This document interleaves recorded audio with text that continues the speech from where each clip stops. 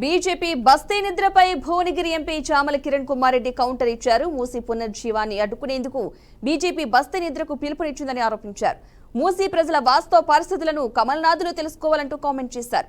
అక్కడి ప్రజలతో కలిసి నిద్రించి వారితో భోజనం చేసి యోగక్షేమాలు తెలుసుకుని వస్తే తప్పులేదని, కానీ ప్రభుత్వ కార్యక్రమాలను అడ్డుకోవడమే లక్ష్యంగా పెట్టుకోవద్దని హితవు పలికారు.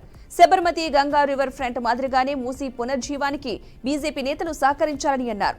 దక్షిణ భారతదేశాన్ని కూడా గుజరాత్ మోడల్ లాగా అభివృద్ధి చేసుకోవాల్సిన అవసరం ఉందని ఎంపీ చామల కిరణ్ కుమార్ రెడ్డి అన్నారు. కిషన్ రెడ్డి గారు బీజేపీ అధ్యక్షులు, అలాగే ఈరోజు బీజేపీ ప్రభుత్వంలో ఒక మంత్రిగా వ్యవహరిస్తారు. ప్రజల సమస్యల కోసం ప్రజాక్షేత్రంలోకి వెళ్లి అక్కడే ఉండి వాళ్లతోటి ఈరోజు రాత్రి నిద్రించి వాళ్ళ సమస్యలు తెలుసుకోవడానికి తప్పు పడతలేదు. ఎందుకంటే ప్రజాస్వామ్యంలో నాయకులు అది చేసినప్పుడు అందరూ హర్షిస్తారు.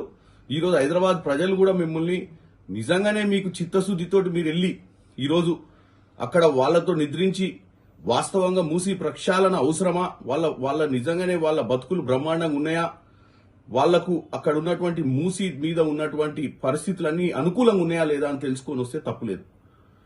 కానీ కేవలం ఈరోజు ప్రభుత్వం తీసుకుంటున్నటువంటి నిర్ణయాన్ని అడ్డుకోవడమే లక్ష్యంగా పోవడం తప్పంటున్నాను.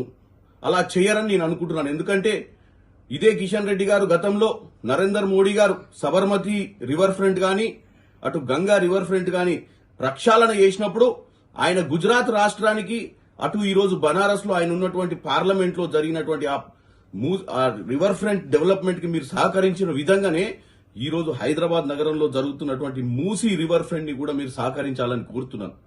మన దక్షిణ భారతంలో మనం కూడా వాళ్ళ మాదిరిగా గుజరాత్ మోడల్ చేసుకోవాల్సిన అవసరం ఉంది.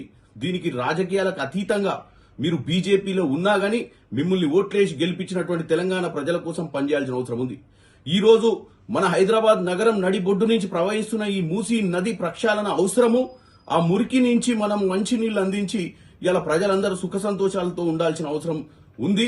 మీరు కూడా దాన్ని గ్రహించి మీరు రాజకీయాలు చేయకుండా ఏదైతే మీరు గతంలో నరేందర్ మోడీ గారిని ఏ విధంగానైతే హర్షించిర్రో ఆయన చేస్తున్నటువంటి అక్కడ సబర్మతి గాని గంగా గాని ఇక్కడ కూడా మీరు సహకరించాలని కోరుకుంటున్నాను. ఈరోజు